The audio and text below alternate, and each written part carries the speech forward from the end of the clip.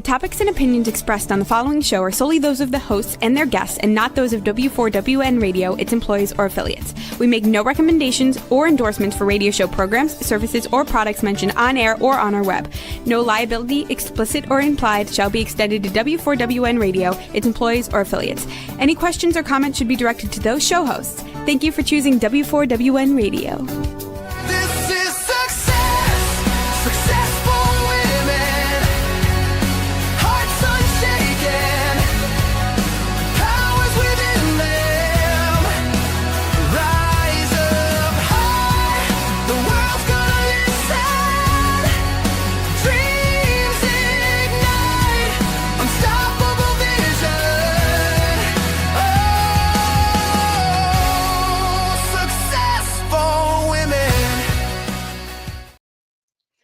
Well, hello, everyone, and welcome to another inspiring episode of the Success for Women radio and TV show.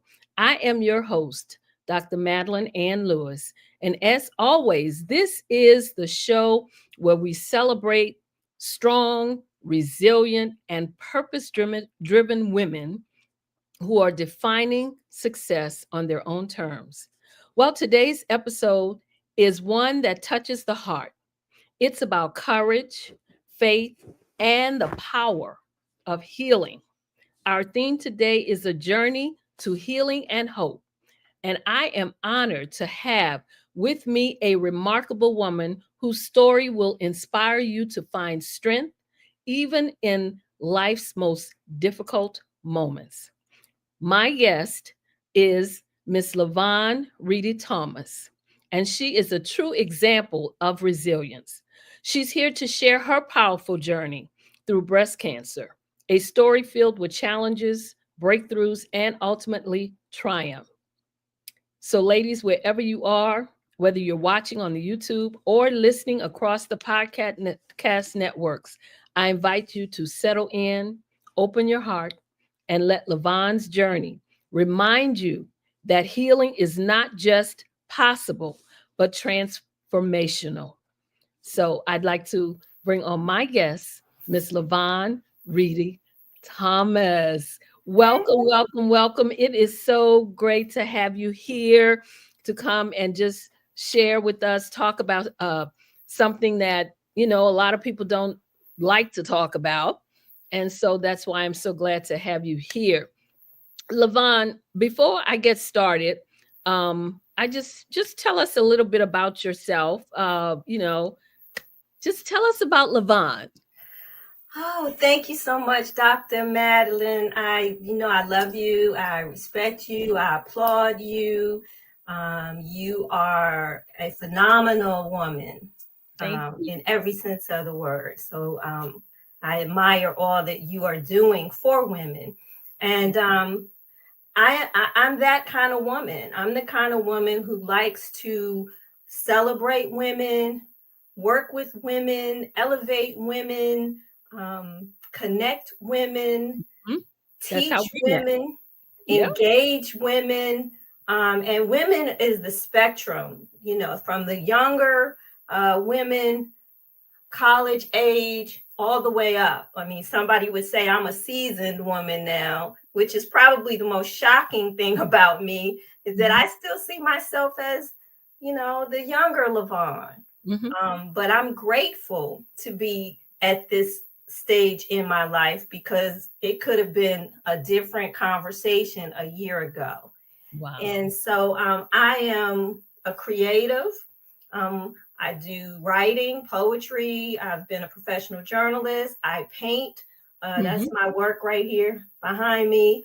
A couple of my pieces, which is a new gift that I discovered in 2019 after going through another difficult season. I'm a mother. I'm a wife. I'm a daughter. I love Jesus. I mean, I'm nobody probably any different than most people know. I just try to be the person that God wants me to be, and I try to be that in excellence. There you go. Yes, and you do it very well. And I tell you what, it's great to have you here. And I wanted you to come because your journey is both powerful and deeply personal. And I know it will inspire so many women listening today. So let's start by going back to the beginning. And that is, so can you take us to back to the moment you first received your diagnosis? What emotions went through your mind, and how did you begin to process what was happening? So I did my annual mammogram November, around my birthday, November 7th. And I didn't get the typical letter that comes within 24 to 48 hours saying that everything was great. So that was a flag for me. I'd also had noticed that I had this swelling in my upper right area. And I thought maybe it was a pull or something. I activated something. And so I got a phone call, and the person says, I said, well, hi, it was from the radiology office. And I said, well, is this a customer service call? Because I'm on the other line. And she said, no, it's not really a customer service call. And I was like, okay, well, got off the other line. And she said, well, we see something different than your previous mammogram. And so we just want to bring you in to be sure. I said, okay. In my spirit, in my deepest place that I didn't even know existed, I kind of knew, okay, that's what this was. And I didn't say anything when I went. I didn't say anything to the tech because I've learned from previous experiences that you don't discuss anything with the techs. Okay. They're just there, and they should not discuss anything with you either. That was my experience with the dental tech. And so I went in, she said, well, we want you to come in as soon as you can. So I said, okay, well, what's available? The way I typically go wasn't available. So I said, I'll take whatever you have in the area. So that's one of the things that I think is important is you have to treat anything that's suspicious with urgency. Right? Expeditiously, immediately, do not sit on it. Right. So I went in, this was late November, and they still couldn't find. I had to do another set of mammogram images, and they said, well, we're not sure. So they wanted me to come back and do a biopsy and MRI and all that. So because I had 2 areas on my right breast that were suspect, they brought me back in January because I needed like 4 or 5 hours to go through the process. And I could tell, just from talking to everybody and their encouragement, what was going on. And so they called me a day or so later and said that I had 2 areas. Of course, the lower area was a stage 0, and the upper area where I had felt the swelling was a 1. But they wanted to get me in to see a surgeon and oncologist as quickly as possible, which I did. I don't talk about the specific diagnosis that I had because it doesn't matter if you have the same type of anything, any kind of medical diagnosis. Everybody's experience is different. Everybody's response to treatment is different. The treatment protocols are different. So it's not really important. What's important is the stages. And so we met with the oncologist, we met with the breast surgeon, and the breast surgeon was great, but the nurse, I forget what they call them, but she kind of guided me through my whole treatment experience. I went to Anne Arundel Medical Center's Breast Health Center, and I had a wonderful experience, no complaints. But she said to me, if this were 20 years ago, your survival rate would be 5%. I was like, did I really need to know that? I'm telling you, yeah. So I'm sitting there with my husband and I'm crying. So that was my reaction. I was good through everything else until she said that. One, because it was a place of gratitude to know that so many women have endured this journey and were the models for the treatments that we have today. Mm-hmm. And I have friends and family who have succumbed to the illness, whether it was immediate, whether it was after treatment, whether it was a recurrence. Friends, childhood friends, gone at 40 something years old because of the personal choices that they made. And so we started the regimen. I had chemo first, and then by April, so I started the chemo in February was my first one. After I had 6 rounds, and halfway through, they have you to go back to your surgeon. And so my surgeon had a resident working with her, and the resident pulls up the machine to do the sonogram imaging, and she's looking at the axis. And I said, oh, that's what geometry and algebra was for. No wonder I didn't. And so they laughed, and she says to my surgeon, I can't see the areas. So the surgeon said, what do you mean? She says, I don't see anything. And so my surgeon says, well, let me pull up the original imagery. So she's on one computer. So she sends it to, I guess, the computer that the resident was on, and they did a side by side. And she said, LaVon, it's not there. I don't see anything. So I said, well, the God I serve can perform miracles. So I believe that. And so she said, well, she said, I have to allow you to make a decision about how you proceed. And I said, well, what's your recommendation? She said, my recommendation is that we finish the rounds. And I said, then I'm going with you. I felt like I was led to her, and she was there to guide me. So I'm not going to challenge and question and do all those things. My attitude throughout the process was, I trust God, and I trust the people he's put in my path. Mm-hmm. Somebody said to me, you should do natural treatment. Not my thing. That's what you want to do. I knew that wasn't for me because I don't have that kind of discipline. Mm-hmm. Right? I'm the type of person that I want you to hold my hand and tell me what to do. ABC 1, 2, 3. That was, to me, too much work. My husband and I paid good medical insurance for a long time. And we never used except for the 3 babies that we had, and maybe a couple of incidents here and there. So it was time to put that insurance to use. And so it was good. And then chemo number 5 went well. And then all hell broke loose. It was like my body was tired. My blood pressure was low. I had no appetite. Meat tasted like wood. Vegetables tasted like, meat tasted like plastic, for weirdly enough, styrofoam, and vegetables tasted like wood. And so I had no appetite. I would eat whatever I, could tolerate.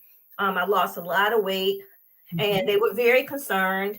And so I was gonna do a reconstruction surgery, but I saw the plastic surgeon, and he said, if I were to do the operation today, if you were to come to me today, I would not do your surgery because you wouldn't make it. Like, what? I wouldn't make it. So the original plan was to do a double mastectomy. So it was not a genetic cancer, so I had that ruled out as well. So that's important to know your family history. And even if you don't know your family history, you can get your genetic testing done. As once you get to a certain age, check with your medical professional, with your health insurance, because that's good to know going in. So I didn't have a family history of it. And then they told me that I was not, that I did not carry the genes. And so they were concerned about whether or not I could make it through the surgery. So I said, well, I'm sticking with the double mastectomy. And if that's the best way, because I didn't want to do radiation. I just wanted it to be over with. And I felt like the girls had served their purpose. I was not a fan of them. I was well endowed. That's something I do want to make sure we hit on, Dr. Madeline, is about body consciousness and body confidence. And so when I went to the surgeon the first time, and she said, typically with this type of cancer, we would do a mastectomy and maybe a double mastectomy, depending on what your genetics and everything says. Right. Mm-hmm. So she says, do you have a problem with that? I said, you can have them. And so my husband said, you did not hesitate. Well, that summer 2023, I had decided I was gonna, if I get a job, it's gonna be so that I can pay for a breast reduction. I always wanted one. My mother talked me out of it. God created you in his image, and your body is fine the way it is. And my husband's like, you don't need to mess with those things. They're good, whatever. I was tired of it. Gravity was starting to take effect. And I was like, enough. So when I saw Sherry Shepherd did hers, I was like, okay, I'm going to go do mine. The one thing I used to always say, every time I went for my mammogram, every time it would cross my mind, I said, God, keep them healthy. If you keep them healthy, I'm good, right? Just keep them healthy. Well, for whatever reason, they didn't stay healthy. So I got a reduction with no reconstruction, because it's the process that's required during the initial surgery prepares you for the reconstruction, and I just physically wasn't able to endure it, so I really didn't have an option. So that led me to July last year. I gained a few pounds. They were able to get my blood pressure maintained through medicine, and I got round 6 and then did the double mastectomy. And I went to ER twice. Once I stayed overnight. I was there, the hospital, 3 nights. That was the worst. That was just before, that was between chemo 5 and 6. And so, but the funny thing about the whole experience was when I went to get the surgery, I wasn't supposed to stay overnight. Okay. But my surgeon said something about my energy just wasn't good for her when she came in to mark me up. And as a matter of fact, when she was marking me up, all I could imagine, and then when they were taking the pictures of me throughout the process, all I could imagine was when Kim Fields did her breast reduction, and they had it as part of the storyline on Living Single, and she was doing all that. And so that kind of motive, kept me in a good headset too. And so she didn't tell me she was going to keep me. So I wake up from the anesthesia, and they said, well, Ms. Thomas, we're trying to get you a room. And I was like, a room? And she said, yeah, the doctor wanted to make sure you were okay through the night. Everything went well. Your vitals are good. She just felt like you needed to be tended to. Okay. Oh, that's so sweet. So I stayed. So it took them a while to make the connection that the room was for the same day. And so once they finally got me a room, I go upstairs, and my nurse and my attendant, their names were Glory and Joy. And they told me that they actually stayed after their shift because they didn't want me to be caught up in the new shift task, and they had done everything they needed to do, so they just took responsibility for me. I said, I'll take Glory and Joy any day. Isn't that something? So that's how the end became the beginning. Wow. That's amazing. Just when you think about what you just said, even the names of the 2 attendants, Glory and Joy, those were just blessings surrounding. Yep. Wow. Yep. I mean, I heard that as soon as you started talking about it. That's what. So tell us this, many women describe that moment as life-changing for them, like, especially when you first find out about it and you're going to have to go through either, the chemo or the reconstructive surgery or what have you. When did you first find that spark of hope that helped you to shift from fear to faith? I don't know that it was ever a shift as much as they stayed interconnected. Okay. I feel like the fear part pushed me into the faith that I needed. I mean, I always say, God didn't deliver me from any kind of sinful lifestyles or anything like that. My journey was always faith. God, I know you're going to bring my family through. God, I know you're going to help me get this tuition paid. God, I know you're going to get me this job. I'm actually trying to put extra little dose of faith on now because it's time for me to go back to work. And so they were just interconnected. I was with my husband when the radiologist called to give me the diagnosis, and he was just exceptional. He's always been very supportive of me. And so I felt like I try not to live my life comparing myself to other people. And as I said, every journey is different, but I had to kind of celebrate that I live in a 3-generational house. My father is here with us. I have 2 young adult children, and then my husband. And then I have a brother and another son who live close by. So I'm not the typical person to go through something like this. I had care for my family 24/7. So only thing I had to do was have a good attitude and follow doctor's orders and try to eat and let people do. I mean, I did work. I worked on a campaign from January or February to May. So I would go out and do campaign events. So I'm grateful that I had the strength to do those things.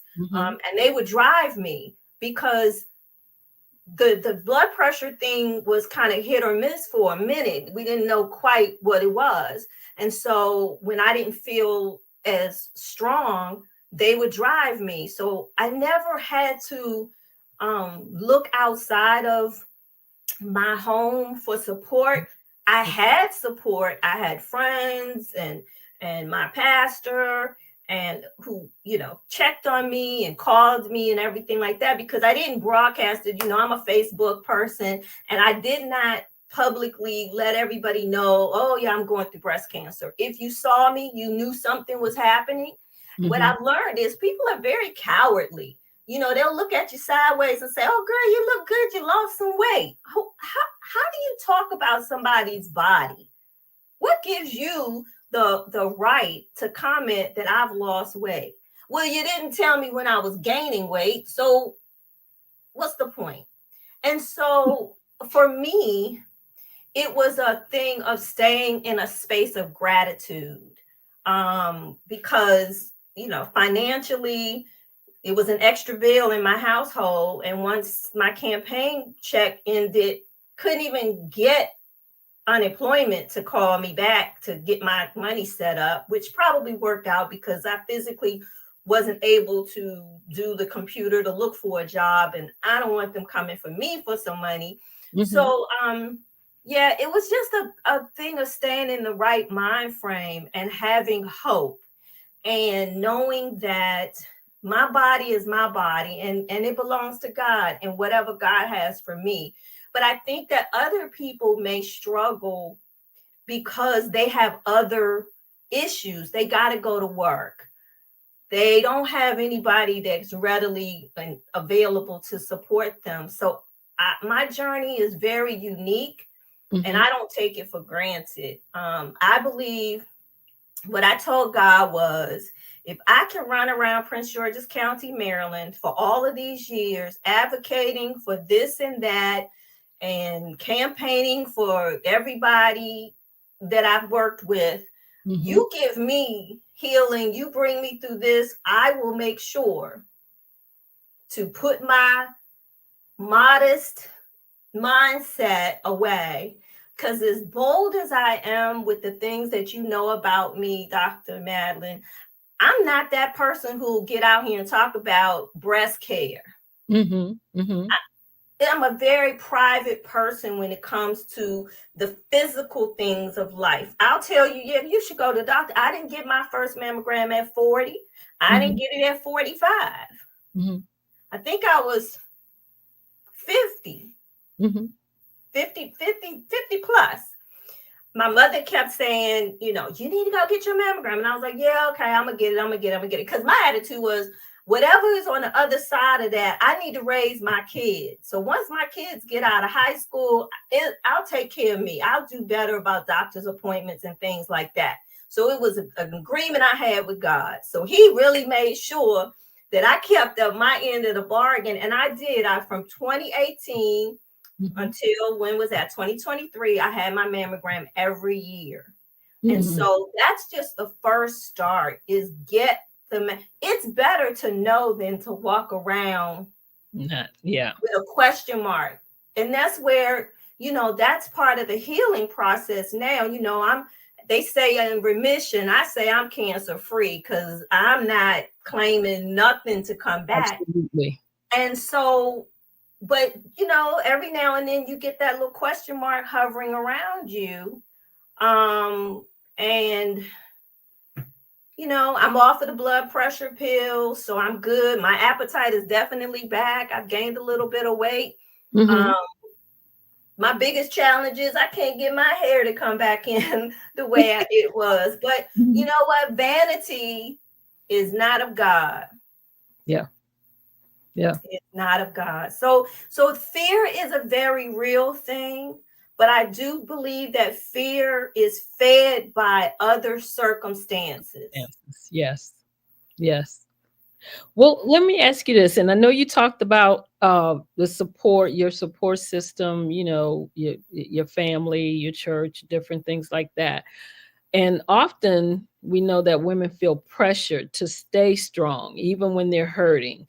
How did you allow yourself to be vulnerable to receive support from those around you? Yeah, I have a couple of nicknames among my circle, my family, Fuss and Boss and Sarge. And at one point I was the cleanup woman. I was the make it happen person. And so I have to say that I felt a little, why me for a minute, right? And people always go, well, why not you? God doesn't give you more than you can bear, and God's gonna use this for his glory. And honestly, I was just like, God, I don't know how much more glory you want from me. So my challenge was probably more emotional. And I felt like something was being taken away from me. I really didn't mind the cancer part. My thing was just the timing was bad. Here I am out here trying to get back to work. Life just was lifing for the past, from 2019 forward, coming through COVID, and then family challenges related to COVID, and just life was just being disrupted. And I just felt like, oh, I'm right here and I'm about to jump out. 2024 is going to be my year. And so what kept me grounded was my faith, but just the will that I want to live. Like, I just want to get to the other side of this. Every day, every appointment, I set myself down. I started watching mukbang videos, the videos of people eating food. And it really stimulated my appetite. And I'm a visual person. I'm a visual learner. And when I was talking to my nutritionist, I was describing how food tasted. And I told her about the videos and how they were giving me ideas of what to eat, like stimulating different taste buds in my mind. And I had never experienced anything having to do with anorexia or bulimia or anything like that. But I had a new understanding of why they label those things as psychological conditions, because you need all of your senses, or you can use all of your senses for eating. And of course, people eat out of emotional need too, right? And so once I started separating the different elements of eating, it allowed me to eat. And then that brought me through. That was probably my greatest hurdle, was trying to eat. I had plenty of people to get me food, cook me food, but just not wanting to eat. And even drinking water, it felt like water was getting stuck, going down. And so, you know, it was just being an encourager to myself. As you know, I went through another health issue in 2018, and I pulled on my poetry. And I started pulling together an anthology, and I wrote some anecdotes in it, and it's encouraged my soul. And so I was already, I believe, prepared for this space and time. So I didn't have to figure out how to be, right? God opened me up to painting in 2019. I hated not being able to paint. So I did as much as I could until the neuropathy just prevented me from doing things. I kept a journal. I have a journal. It's my whole journey. And I wrote in it every day, or almost every day. And when my fingers wouldn't let me, you know, I could key things into my phone sometimes. So though this was an encourager, of course, scripture encourages you. I found a lot of people on YouTube who do ministry that I would have never known, or Instagram. And just every now and then you just plug in and look for that message to encourage you. Right. Wow. So when you look back on your experience, what do you feel were some of the unexpected lessons or blessings that came from your journey with cancer?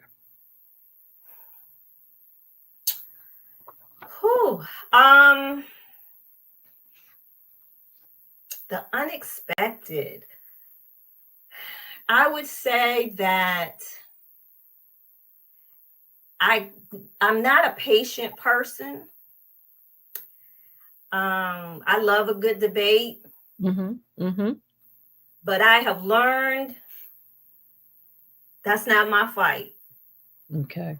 I have learned to, I won't say let go of things, because I'm just a very emotional, sensitive person, but I've learned to kind of park some things that may frustrate me, or some people who may have hurt me or bothered me. And I've allowed God to let me know when I needed to reconnect with those people. And there's still some folk out there that I have not reconnected with. The greatest, I would say, probably blessing, and this of course doesn't apply to everybody, because everybody doesn't live in the house like I do. I got to see my young adult children thrive. Okay. I got to see what we have instilled in them, set by example. As I said, my father lived here. My mom was here with us for 2 years during her cancer journey. She passed away in February 2016. So my children have seen what it takes to support. My mother wasn't physically relying upon us for her day-to-day needs, but you know, she didn't have to tend to the house all day long as she did when she lived where she did. You know, I would have to fix food for her sometimes, and then other times she fixed food for us. So I got to see my children really transition into adulthood and making decisions, because I wasn't keeping track of anybody but me. And so it was, if you're leaving the house, let us know. what time are you coming back? They took care of the house with my husband. They, grocery shop. They cooked. My daughter has just become this fantastic cook, which I don't cook. Remember her room cake? I do remember that. And so that's probably the greatest blessing of it all, is to have the opportunity to watch. I saw Crystal Evans Hurst did a podcast about the role you begin to play with your adult children. I think it was Crystal, and she was talking about you become a coach, become their coach. And so that last year I became their coach. So much so that one day I had to tell my daughter, I said, Lauren, you don't even care about when mommy eats or anything. She says, Mommy, you are fine. There's a difference between caring for you and coddling you. Wow. So I said, I guess I'm recovered. Time for me to get back to doing some things. I know that's right. Yeah. So, tell me this: if there are always moments when hope feels different. So, what kept you moving forward though on those days that felt the hardest? Because I know you probably had a couple of those. Yeah, that 1 month in June, because it was getting close to the wire on whether or not I would be able to have the surgery, because you have to do your chemo and then you only have a 30-day window after your last chemo to get your surgery. And like I said, I wasn't scheduled to do radiation. So my girlfriends and I'm glad you asked the question, because I wanted to mention that one of the statistics is that 1 in 8 women will have a breast cancer diagnosis. I have a circle of friends. We were all turning 60 last year. So I call them my 60 sis. I can't remember exactly, but anyway, it was 60 in a circle. And there are 8 of us. In this little group. And I was the person.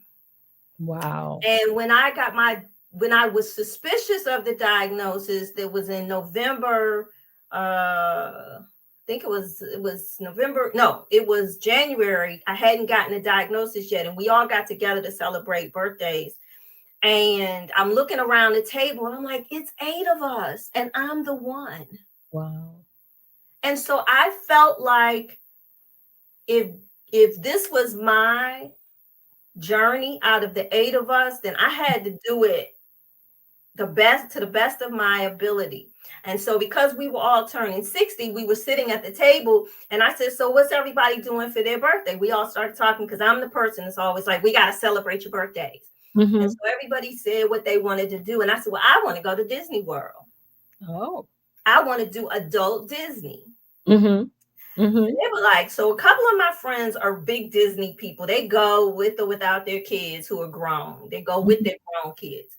And so I said, yep. So my birthday is November. I'm on next to the last person in the circle's birthday. So we all planned to go to Disney. And so like in the Super Bowl, at the end, the winning quarterback, they said, where are you going? He said, I'm going to Disney World.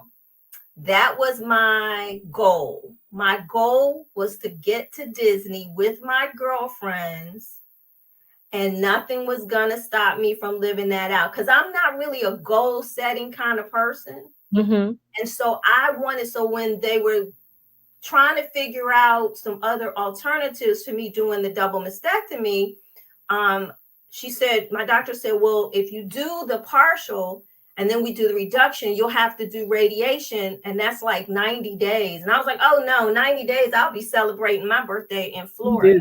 Yeah, I know that's right. That kept me, of course, gave you the hope. That extra thing. So you have to build in incentives for yourself. I would treat myself to a smoothie. So it can be different things. It may be going to the beach and sitting out watching the water. I love North Beach down in Calvert County. So, well, tell me this: If you had to give some words of, if you could speak directly to another woman who had just received a diagnosis, say today, could you briefly tell us what words of comfort or encouragement would you want her to hear? And because we're coming up to almost a close right now. So tell us briefly what you would tell that person if they got a diagnosis today. I would say, if you made it through what you believe is your worst situation, then you have what it takes to get through this one. You got to be positive. Absolutely. If God's brought you through something before, he can do it again. If you're not a person of faith, you believe that you've endured some difficult times and you pulled through it, pull yourself through it again. Absolutely. Trust yourself. Trust yourself always. Trust yourself. Wow. Well, thank you. I want to thank you for sharing your heart and your story so openly with us today. You've reminded us that healing isn't just about surviving. It's about discovering the strength and the beauty within ourselves along the way. And I believe that's what you did. So I want to thank you for joining me today. Thank you, on Dr. Successful Madeline. Women Show. So it's been a pleasure. It really has. Wow. And I tell you what, as I talk to the audience now, as we close out, I just want to say again, just wow, because what a truly moving, I think, an empowering conversation this has been. You know, Laverne's story reminds us that even in life's most challenging seasons, there is always hope, healing. And, healing takes time. It takes faith, it takes courage, but it is possible. And sometimes your healing journey becomes someone else's inspiration. So that's why we're so happy to have her share today. I want to thank you again, LaVon Reedy Thomas, for being with us today and for showing us that success isn't just about reaching goals. It's about rising strong after the storm. Thank you. So for all of you out there, if this episode touched your heart, please share it with a woman who needs encouragement.